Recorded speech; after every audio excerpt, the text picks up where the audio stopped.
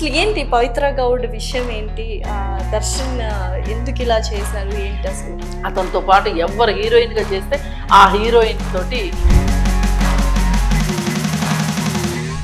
ఈ అంతటిలో బద్నాం అవుతుంది పవిత్ర గౌడ్ పేరే కదా, మొత్తం సోషల్ మీడియాలో వస్తుంది పవిత్ర గౌడ్ పవిత్ర గౌడ్ పవిత్ర గౌడ్. ఒకసారి ఆవిడ వ్యతిరేకించిందని చెప్పి ఆవిడ విపరీతంగా కొట్టి గన్ పెట్టి భయపెడితే ఆమె పోలీస్ స్టేషన్కి వెళ్ళింది. పవిత్ర గౌడ్ దగ్గరికి వచ్చి ఆమెను విపరీతంగా కొట్టి ఆమె అపస్మారక స్థితికి వెళ్తే ఆమెను హాస్పిటల్లో చేర్చి ఫామ్ హౌస్లో పెట్టారు.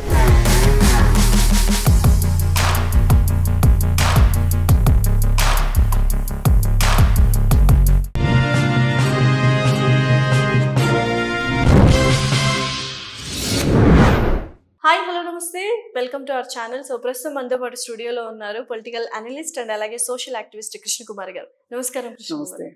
అసలు ఏంటి పవిత్ర అనే పేరు ఎంతో పవిత్రమైందనే అర్థమవుతుంది, కానీ ఆ పేరుతో వచ్చిన అలజడి అంతా ఇంత కాదు.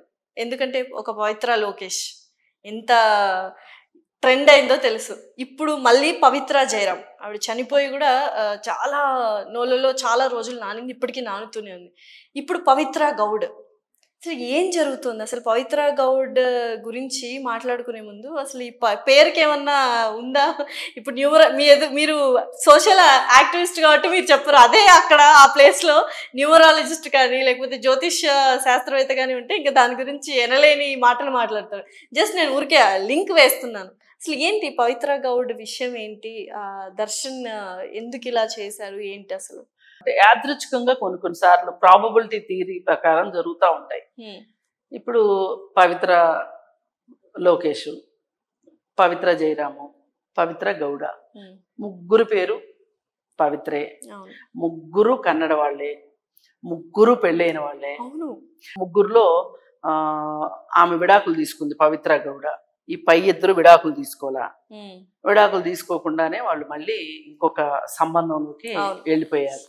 పైగా ఈ ముగ్గురు కూడా సీరియల్స్ ద్వారానే కెరియర్ స్టార్ట్ చేశారు. కరెక్ట్.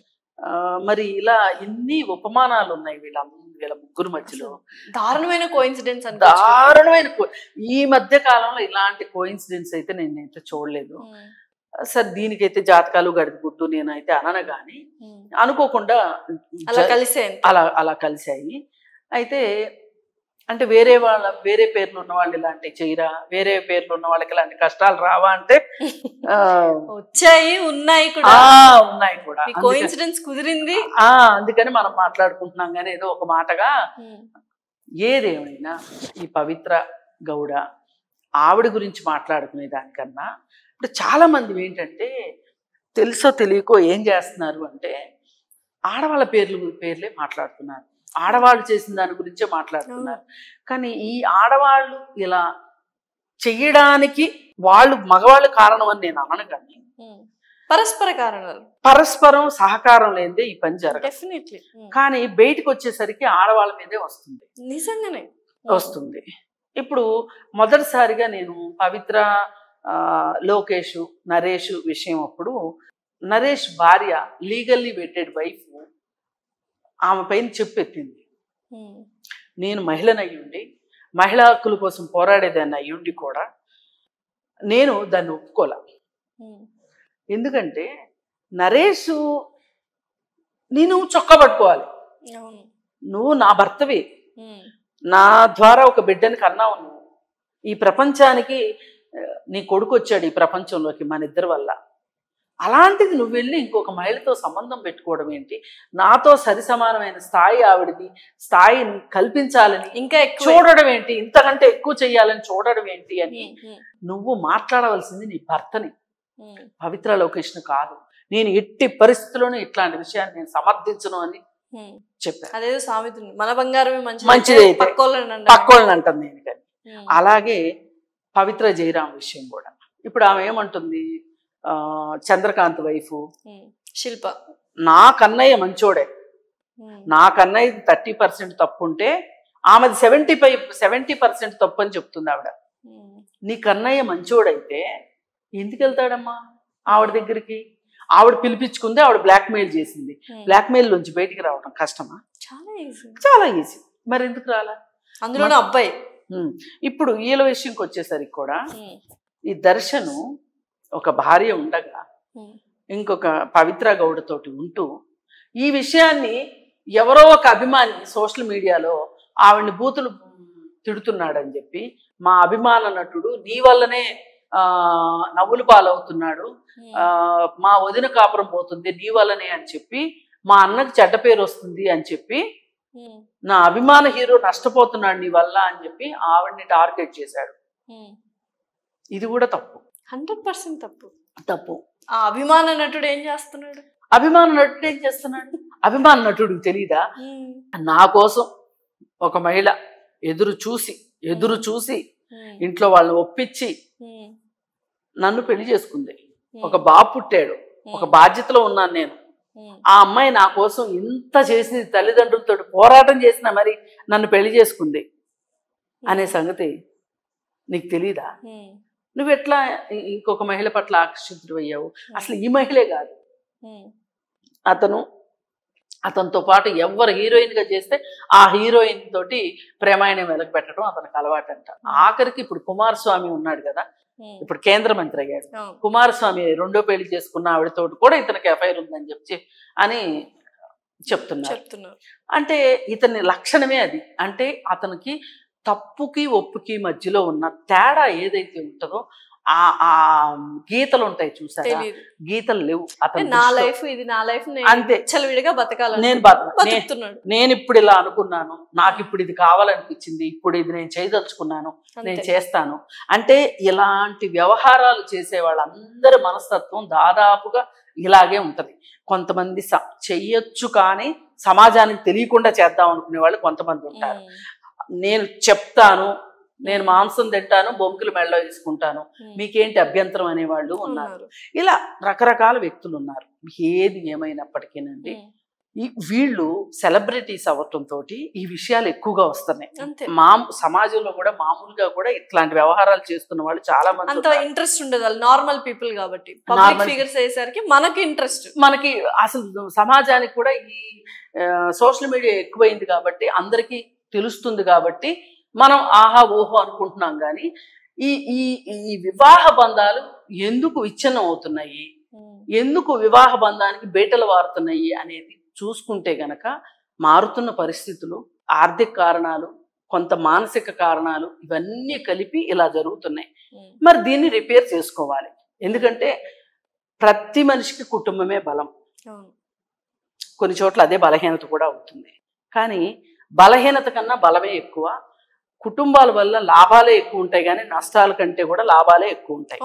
మరి ఇలాంటప్పుడు మరి కుటుంబాలను నిలబెట్టుకోవాలి అని ఏ ఒక్కరో భార్యలు మాత్రమే వచ్చి చీపురు కట్టలు తీసుకొని చెప్పులు తీసుకొని రోడ్డు మీదకి వచ్చి నా మొగుడు ఎక్కడా అని ఎత్తితే కాదు కదా. ఈ సదరు మొగుడుకు కూడా నేను ఇంట్లో నా భార్యతో నేను ఉండాలి, నేను వివాహ బంధానికి నేను కట్టుబడి ఉండాలి అనే ఉద్దేశంలో భర్త కూడా ఉంటేనే ఇది అవుతుంది.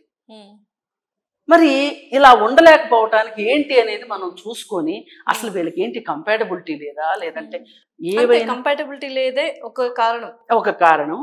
మరి ఒకవేళ ఆర్థిక కారణాలే ఏమన్నా ఎక్కువ అంటే వ్యాపారాల్లో నష్టం రావచ్చు, ఉన్న ఉద్యోగాలు పోవచ్చు, ఏమైనా ఆస్తులు నష్టపోవచ్చు. కొంతమందికండి ఈ పిల్లలు బుద్ధిమాంద్యం పిల్లలు, వికలాంగుల పిల్లలు పుడతారు కొంతమందికి, స్పెషల్లీ నీడెడ్ చిల్డ్రన్ పుడతారు.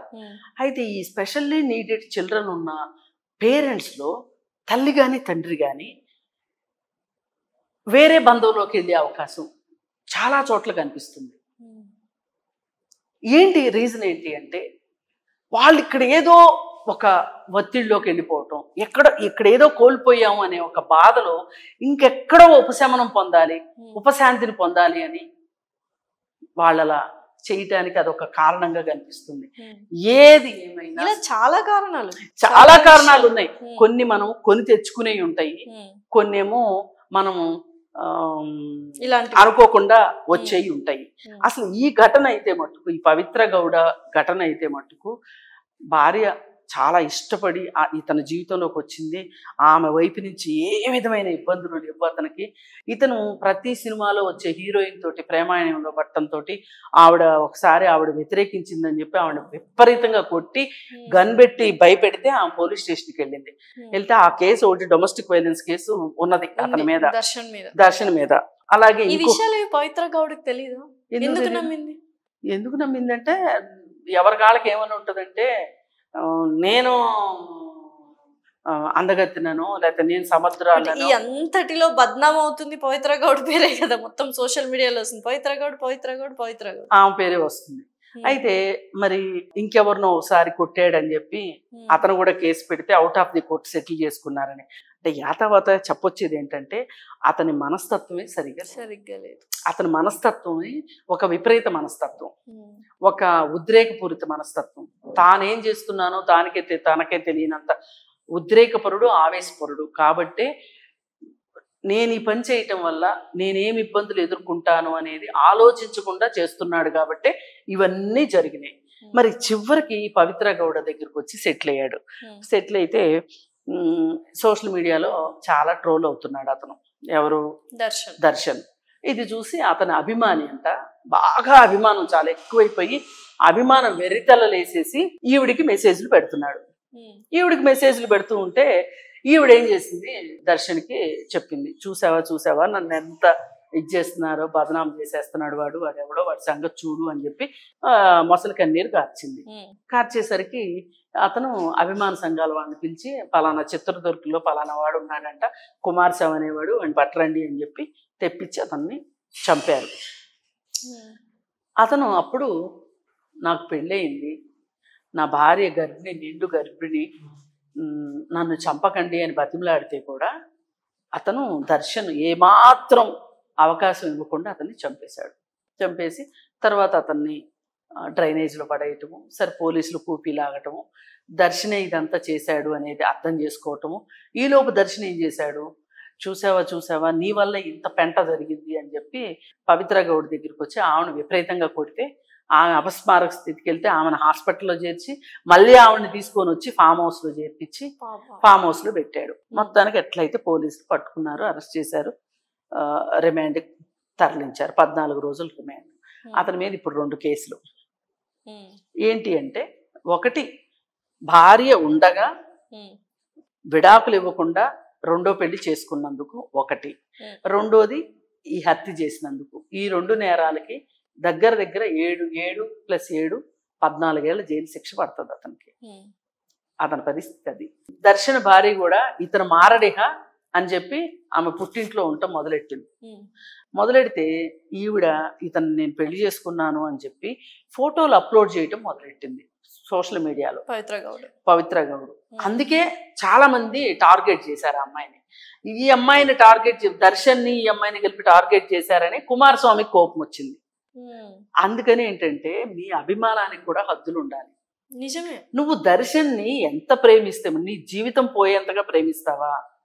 కానీ దర్శన్ కూడా సరైన మనస్తత్వంతో ఆలోచించేవాడు గనక అయ్యి ఉంటే, నా మీద అభిమానంతో ఈయన ఇలా చేశాడు అనే ఆలోచన కూడా లేదు. ఆ ఆలోచనే ఉంటే భార్యకి ఎందుకు అన్యాయం చేస్తాడు? అంటే ఏదో అంటారే, పెళ్లి కొడుకు కళ్ళు ఏంటో కాళ్ళు దొక్కినప్పుడే అర్థమైందని. వీడు మొదటి నుంచి అదే క్యాండిడేట్ కాబట్టి ఇవన్నీ చేసుకుని వచ్చాడు. సరే, ఏది ఏమైనప్పటికీ ఈ రోజున్న పరిస్థితి ఏంటి అంటే, ఆ పవిత్ర గౌడు ఇతను ఈ విధంగా చేయడం తప్పు, ఆ పవిత్ర గౌడు దాన్ని సోషల్ మీడియాలో పెట్టడం తప్పు. ఇప్పుడు ఈ కుమారస్వామి ఏదో నచ్చిన సినిమా అభిమాన నటుడుగా చూసి ఆనందించడం పోయి, లేదు అనుకుంటే ఒక కటౌట్కో ఫోటోకు ఒక దండ వేయటం, ఇవన్నీ కూడా కాకుండా పవిత్ర గౌడ కూడా చాలా సింపుల్గా ఇతని మనస్తత్వం ఏంటో తెలిసిన తర్వాత ఏ సైబర్ క్రైమ్కి వెళ్ళి కంప్లైంట్ చేయక కుమారస్వామి మీద చట్టం తన పని తాను చేసుకునేది. అది ఆ నేరం ప్రూవ్ అయితే 2 ఏళ్ళు 3 ఏళ్ళు అతనికి జైలు శిక్ష వేసేది. సజావుగా ఉండేది, అట్లీస్ట్ కనీసం సజావుగా ఉండేది. కానీ మనం అలా ఊహించడం మనది పొరపాటు. అసలు వీళ్ళెవ్వరూ సజావుగా ఉండే మనుషులే కాదు. ఎవరిది వాళ్ళది విపరీత మనస్తత్వం. దర్శన్ది కానీ, పవిత్ర గౌడ్ది కానీ, కుమారస్వామిది కానీ. కుమారస్వామిది కూడా విపరీత మనస్తత్వం. అభిమానానికి కూడా హద్దులు ఉండాలి కదా. అది దీన్ని బట్టి అర్థమయ్యేది ఏంటంటే కుటుంబ సంబంధాలు నిలబడాలి అంటే భార్యాభర్తలు కృషి చేయాలి. అలాగే ఎవరైనా మూడో వ్యక్తి వీళ్ళ జీవితాల్లో ప్రవేశించాలి అని అనుకున్నప్పుడు, ప్రవేశిస్తారేమోనన్న భయం ఉన్నప్పుడు వీళ్ళిద్దరూ జాగ్రత్త పడటమైనా ఉండాలి. లేదు అనుకుంటే ఆ వచ్చే వాళ్ళకు కూడా నేను ఇంత కంపైపోవడం దేనికి అని ఎవరి పని వాళ్ళు చేసుకోవటమైనా ఉండాలి. సరే ఈ పాపాలన్నీ చూసి నాకెందుకు లేని, నా ఇంట్లో నేను టీవీ చూసుకుంటానని కూర్చోకుండా వాడి పోస్టులు పెట్టకుండా ఉండాలి. అంటే ఏ విధంగా చూసినా సరే చాలా అతిగా అనిపిస్తుంది. మొత్తానికి అనర్థాలు జరుగుతున్నప్పుడే గుర్తించి చట్టానికి ఇచ్చేస్తే అయిపోతుంది. వీళ్ళు ఏం చేశారు ఈ కేసులో, అనర్థాలు అన్ని అయిపోయాక ఇప్పుడు చట్టం పని తాను చేసుకుని చట్టం తన పని తాను చేసుకుంటుంది, ఇంకేం చేయలేదు. చేయలేదు. Okay, thank you so much. Thank you.